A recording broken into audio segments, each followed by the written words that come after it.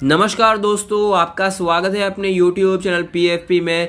Market में आज हमें भीषण गिरावट दिखाई दी है और जब भी ऐसी कोई गिरावट दिखाई देती है तो दो तरह के लोग मार्केट में होते हैं। एक तो वो जो कि अच्छे शेयर्स को एक्यूमुलेट करने के बारे में सोचते हैं, जितनी भी गिरावट होती है उसे एज अ अपॉर्चुनिटी लेते हैं और लॉन्ग टर्म के लिए क्वालिटी ब्लू चिप शेयर्स को एक्यूमुलेट करते हैं। लेकिन दूसरे टाइप के लोग होते हैं, जितनी ज्यादा गिरावट होगी उनके मन में डर बढ़ता जाएगा और वो खरीदारी की बजाय बेचने के बारे में सोचते हैं, लॉस को कई बार बुक कर लेते हैं और ऐसे माहौल में उनके मन में इतना डर बैठ जाता है कि अच्छे शेयर्स को भी वो कई बार निकाल देते हैं। तो आज हम एक ऐसे शेयर के बारे में बात करने वाले हैं जिसे गलती से भी नहीं बेचना चाहिए। बहुत दिनों से शेयर में गिरावट दिखाई दे रही है, इसलिए डर और भी शायद बढ़ जाएगा लोगों का इस शेयर को लेकर। इसीलिए आज मैं ये वीडियो बना रहा हूं जिससे आपको पता चले कि इस शेयर में हमें खरीदारी ही करनी है, बेचने के बारे में नहीं सोचना। तो कौन सा शेयर है, कौन से सेक्टर में काम करता है, फंडामेंटल्स कैसे हैं और खरीदना है तो कौन से लेवल पर खरीदना है, इसके बारे में चर्चा करने वाले हैं। लेकिन उससे पहले अगर आपने चैनल को सब्सक्राइब नहीं किया है तो प्लीज सब्सक्राइब कीजिए। कुछ बेहतर जानना चाहते हैं, कुछ बेहतर सीखना चाहते हैं, स्विंग ट्रेडिंग के रिकमेंडेशन पाना चाहते हैं तो एज अ मेंबर हमें ज्वाइन करने के बारे में सोच सकते हैं।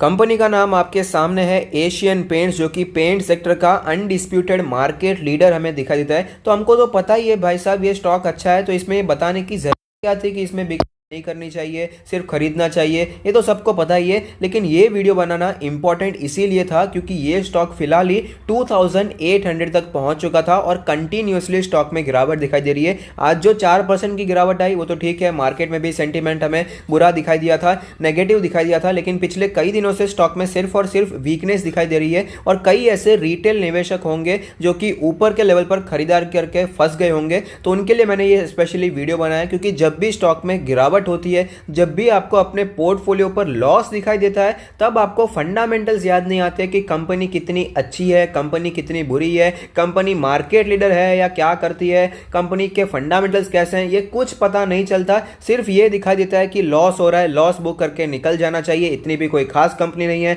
बाद में एंटर हो जाएंगे, स्टॉक और नीचे जाएगा, यही सब दिमाग में घूमता रहता है। इसीलिए मेरा मानना है कि ये वीडियो बहुत ही इंपॉर्टेंट है। एशियन पेंट्स का लास्ट ट्रेडेड प्राइस है 2277, जो कि आज हमें 4% नीचे दिखाई दिया।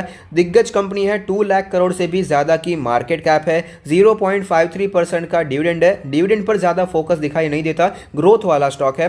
83 का इंडस्ट्री का पी है, जबकि एशियन पेंट्स का उसी के चार्ट चलता हुआ नजर आता है। 79 है, थोड़ा सा कम ही दिखाई दे रहा है। प्राइस टू बुक रेशियो 20.74 है। रिटर्न्स के बारे में बात करें तो YTD यानी कि 2021 की शुरुआत में, जो शुरुआत की बात करें तो अभी 2 महीने तो ऑलरेडी खत्म हो चुके हैं, तो 2 महीने में ऑलरेडी स्टॉक 18% के करेक्शन पे अवेलेबल है। एक हफ्ते में स्टॉक ने 6% का करेक्शन दिखाया है, लेकिन लॉन्ग टर्म में बहुत ही अच्छा स्टॉक रहा है। 3 साल के रिटर्न्स आप देख पाएंगे 106% के शानदार रिटर्न्स हमें दिखा देते हैं। तो 3 साल में पैसे को डबल कर दिया है, तो मल्टी बैगर स्टॉक रहा है। फाइनेंशियल ट्रेंड लगातार ऊपर जा रहा है। आप देख पाएंगे कि 2017 में 17.62,000 करोड़ की रेवेन्यू थी, जो कि बढ़कर 2020 में 20.56,000 करोड़ हो चुकी है और प्रॉफिटेबिलिटी उससे भी कहीं ज्यादा स्पीड से बढ़ती हुई नजर आती है। 1.93,000 करोड़ का प्रॉफिट था, जो कि बढ़कर 2020 में 2.7,000 करोड़ का हो चुका है। तो लगातार प्रॉफिटेबिलिटी में, रेवेन्यू में हमें इंप्रूवमेंट देखने को मिल रहा है। शेयर होल्डिंग पैटर्न के बारे में बात करें तो टोटल प्रमोटर होल्डिंग है 52.79%, जिसमें से 11.86% की हमें प्लेज प्रमोटर होल्डिंग की समस्या दिखाई देती है। अब एशियन पेंट्स का नाम लेते हैं तो इतनी अच्छी कंपनी है, फंडामेंटल्स बहुत ही स्ट्रांग है और कोई डाउट भी नहीं है, बहुत ही अच्छी कंपनी है, मार्केट लीडर स्टॉक है। लेकिन लोग ये देखते ही नहीं है कि क्या शेयर होल्डिंग में कुछ गड़बड़ है, शेयर होल्डिंग पैटर्न में क्या कोई प्लेज प्रमोटर की समस्या दिखाई देती है या नहीं देखी है। कंपनी अच्छी है, लेकिन ये जो इन्फॉर्मेशन है उसे ध्यान में रखना बहुत ही जरूरी होता है।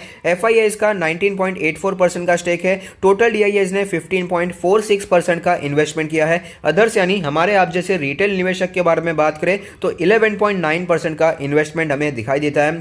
फंडामेंटल एनालिसिस में आगे बढ़ते हुए कुछ रेशियोज को जानना, कुछ मार्जिन्स को जानना बहुत ही जरूरी है। ऑपरेटिंग मार्जिन 18+ है, नेट प्रॉफिट मार्जिन 13+ है, जो कि पेंट इंडस्ट्री में बहुत ही अच्छे मार्जिन हमें दिखाई देते हैं।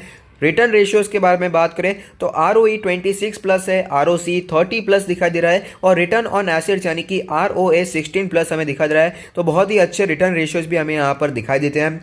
लिक्विडिटी के बारे में बात करें तो कंपनी में लिक्विडिटी की कोई भी प्रॉब्लम नहीं है। करंट रेशियो 1.73 है, तो लिक्विडिटी की कोई भी समस्या दिखाई नहीं दे रही है। लेवरेज रेशियो के बारे में बात करें तो डेट टू इक्विटी रेशियो 0.03 है, यानी कि ना के बराबर का डेट है। टोटली मैनेजेबल कर्जा हमें दिखाई देता है। इंटरेस्ट कवरेज रेशियो 36 1.6 से ज़्यादा है। एसेट टर्नओवर रेशियो 125 है, बहुत ही अच्छी बात है। और इन्वेंट्री टर्नओवर रेशियो भी 5.96 दिखाई देता है, तो बहुत ही अच्छे नंबर्स, टर्नओवर रेशियोज भी और लेवरेज रेशियो भी बहुत ही अच्छे दिखाई देते हैं। डिविडेंड के बारे में बात करें तो कंसिस्टेंटली स्टॉक हमें डिविडेंड देता आ रहा है। आप देख पाएंगे हर साल कंपनी जरूर डिविडेंड देता है, कम से कम 2 बार हमें यहाँ पर डिविडेंड दिखाई देता ही है। तो कंसिस्टेंटली कंपनी डिविडेंड भी पे करती है, तो ये भी एक अच्छी बात है। शेयर होल्डर्स को एक रिवॉर्ड भी मिल जाता है। और इसके अलावा स्प्लिट भी देखने को मिला है 2013 में। ओल्ड फेस वैल्यू 10 रुपीज़ का था और न्यू फेस वैल्यू 1 रुपीज़ का हो चुका है। तो 2013 में लास्ट हमें स्प्लिट देखने को मिला था, एक शेयर के बदले 10 शेयर हो गए थे।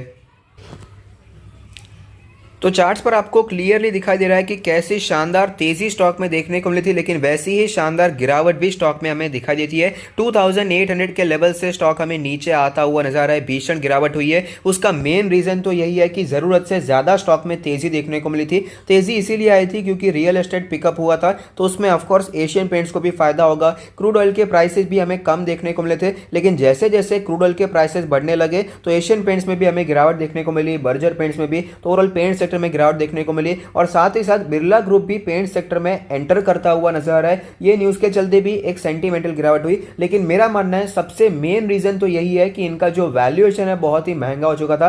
जरूरत से ज्यादा ये स्टॉक्स हमें रैली करते हुए नजर आए थे, इसलिए ये करेक्शन तो होना ही था। इनएविटेबल है करेक्शन स्टॉक मार्केट में। तो 2800 के लेवल से स्टॉक गिर रहा है और फिलहाल स्टॉक ने 2278 का लास्ट ट्रेड प्राइस है, जो कि सारे मूविंग एवरेज के ऊपर है, लेकिन 200 डेज का मूविंग एवरेज अभी भी हमें इंटैक्ट दिखाई देता है, जो कि रेड कलर की लाइन है। इंडिकेटर्स के बारे में बात करें तो मनी फ्लो इंडेक्स का नंबर 45 है, जो कि हमें कंटिन्यूअसली वीक होता हुआ नजर है। आरएसआई के नंबर के बारे में बात करें तो आरएसआई का नंबर है 32.56। यहां पर भी सिर्फ और सिर्फ वीकनेस ही शो होती हुई नजर आती है। एमएससीडी के क्रॉसओवर्स के बारे में बात करें तो फिलहाल जो क्रॉसओवर बना हुआ है आप देख पाएंगे क्लियरली बियरिश दिखाई दे रहे हैं। बॉलिंजर बैंड के बारे में बात करें तो बॉलिंजर बैंड के लोअर बैंड को तोड़ता जा रहा है। लोअर बैंड 2300 के ऊपर था, लेकिन उसके नीचे हमें क्लोजिंग देखने को मिल जाती है।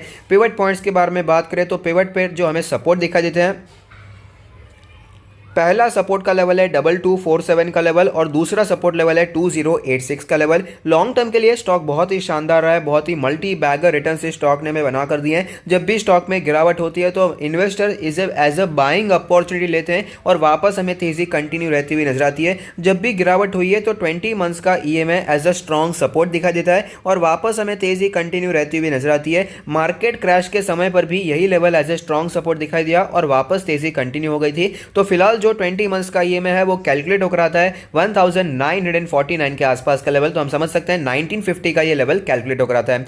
वीकली चार्ट्स पर भी एक बार नजर डाल देते हैं, जहां पर एक कैंडल 1 वीक को रिप्रेजेंट करेगा। तो आप देख पाएंगे वीकली चार्ट्स पर हमें ये पता चलता है कि जनरली स्टॉक ब्लू लाइन जो कि इसकी 100 वीक्स का मूविंग एवरेज वहां पर सपोर्ट लेता है और वापस हमें तेजी कंटिन्यू रहती हुई नजर आती है। तो फिलहाल जो इसका 100 वीक्स का मूविंग एवरेज है वो कैलकुलेट होकर आता है 1896 का लेवल, तो हम समझ सकते हैं 1900 का लेवल ये कैलकुलेट होकर आता है। तो ऐसी सिचुएशन में हमें क्या करना है उसके बारे में चर्चा कर लेते हैं। तो ऑफकोर्स स्टॉक बहुत ही अच्छा है, यहाँ पर बाइंग की अपॉर्चुनिटीज हमें ढूंढनी चाहिए, लेकिन सबसे पहले तो ऊपर के लेवल्स पर जिन्होंने खरीद कर रखा है उन्हें यहाँ पर होल्ड करना चाहिए। गलत प्राइस पर खरीद कर रखा है लेकिन अभी कंपनी अच्छी है तो वो होल्ड करना चाहिए। कई बार ऐसा होता है, कई बार आपको ऐसा मोटिवेट करते हैं लोग कि अरे भाई साहब कंपनी अच्छी है ना, प्राइस को क्यों देख रहे हो, कंपनी अच्छी है, लॉन्ग टर्म में अच्छा परफॉर्म करेगी तो ले लो लॉन्ग टर्म के लिए, लेकिन आप रखते नहीं है। बाद में शेयर में गिरावट होती है तो आपको पैनिक हो जाता है, आप शेयर को बेच दें। ये फॉर्मूला ही गलत है कि भाई कंपनी अच्छी है तो सिर्फ खरीद लो। वैल्यूएशन देखना भी बहुत जरूरी है। अगर आप अपने एरिया में कोई फ्लैट खरीद रहे हैं 10 लाख की उसकी वैल्यू, लेकिन फ्लैट अच्छा है तो उसका 20 लाख तो नहीं देंगे, ये तो कॉमन सेंस है। तो इसलिए वैल्यूएशन ढूंढना बहुत ही ज्यादा जरूरी होता है। और इसी से रिलेटेड एक पोस्ट भी मैंने टेलीग्राम चैनल पर पोस्ट किया है कि क्यों हमें वैल्यूएशन ढूंढना चाहिए। गिरती बाजार में हमें पता चल जाता है कि कौन से स्टॉक्स में ज्यादा वैल्यू हमें दिखाई दे रही है, भले ही कितना फंडामेंटली स्ट्रांग भी हो। अगर आपने टेलीग्राम चैनल को अभी भी ज्वाइन नहीं किया है तो उसकी लिंक आपको डिस्क्रिप्शन बॉक्स में मिल जाएगी। तो चलिए अब एशियन पेंट्स के बारे में बात करें तो हमने आपको पहले भी बताया था कि पिडिलाइट, एशियन पेंट्स और बर्जर पेंट ये तीनों स्टॉक जो दौड़ रहे थे, फंडामेंटल चेंज जितना देखने को नहीं मिला था, लेकिन उसके पीछे मेन रीजन था कि क्रूड ऑयल बहुत ही सस्ता हो गया था, लेकिन वो अभी रीजन चला गया तो वापस स्टॉक में गिरावट देखने को मिल रही है। पिडिलाइट से भी ज्यादा स्पेशली पेंट सेक्टर में हमें ज्यादा गिरावट दिखाई दे रही है। तो ऐसी सिचुएशन में जितना स्टॉक नीचे आएगा और भी ज्यादा अट्रैक्टिव होता जाएगा, तो आप यहाँ पर इन्वेस्टिंग के बारे में सोच सकते हैं। तो जो लेवल एक स्ट्रॉन्ग सपोर्ट की तरह दिखाई देगा वो है इसका 200 डेज का मूविंग एवरेज जो कि कैलकुलेट होकर आता है 2191 का लेवल यानी कि 2200 का लेवल। अब फिलहाल स्टॉक हवा में दिखाई दे रहा है। 100 डेज का मूविंग एवरेज टूट चुका है और नीचे जो सबसे नजदीक का मूविंग एवरेज है, जो नजदीक का सपोर्ट दिखाई देता है, वो है इसका 200 डेज का EMA। तो यहाँ पर स्टॉक सपोर्ट लेने के बारे में सोच सकता है। तो मेरा मानना है अगर आपको स्टॉक कहीं पर भी 2200 की रेंज में दिखाई दे, 2200 से करके 2220 के आसपास नजर आए, तो ये एक अच्छा लेवल हो सकता है जहां से आप लॉन्ग टर्म के लिए बाइंग की अपॉर्चुनिटीज ढूंढ सकते हैं, लॉन्ग टर्म के लिए स्टॉक को एक्यूमुलेट कर सकते हैं। और स्टॉक इससे भी नीचे जा सकता है, उसमें कोई डाउट नहीं है, क्योंकि जो वैल्यूएशन है अभी भी महंगा है, स्टॉक इसके नीचे भी जा सकता है, लेकिन ये एक सपोर्ट अच्छा है तो यहां पर खरीदारी करनी चाहिए। हमें सिर्फ बॉटम ढूंढने की कोशिश बिल्कुल भी नहीं करनी चाहिए। बॉटम ढूंढेंगे तो कई बार ऐसा होगा शेयर में आप इन्वेस्टिंग करने से रह जाएंगे। इसलिए जब भी आपको रीजनेबल वैल्यूएशन नजर आए, अच्छी कंपनी में रीजनेबल वैल्यूएशन भी बहुत ही अच्छा होता है, तो मेरा मानना है 2200 एक स्ट्रॉन्ग सपोर्ट की तरह काम करेगा, क्योंकि स्टॉक में हमें फ्री फॉल देखने को मिला है, कोई ज्यादा रिकवरी बीच में कहीं पर भी देखने को नहीं मिली। 2800 से सीधा स्टॉक नीचे ही आ रहा है, तो ऐसी सिचुएशन में 2200 पर अगर आप बाय करते हैं तो वो बिल्कुल भी एक बुरा बाय नहीं रहेगा। लॉन्ग टर्म के पोर्टफोलियो में आप ऐड कर सकते हैं। और साथ ही साथ अगर आप अपने पोर्टफोलियो में अपना पोर्टफोलियो हमसे रिव्यू करना चाहते हैं तो उसका लिंक भी हमने डिस्क्रिप्शन बॉक्स में दे दिया है। तो अगर आपको ये वीडियो पसंद आता है तो लाइक कीजिए, शेयर कीजिए, कमेंट कीजिए, सब्सक्राइब कीजिए और मुझे मोटिवेट कीजिए। Thank you. Stay happy, happy investing.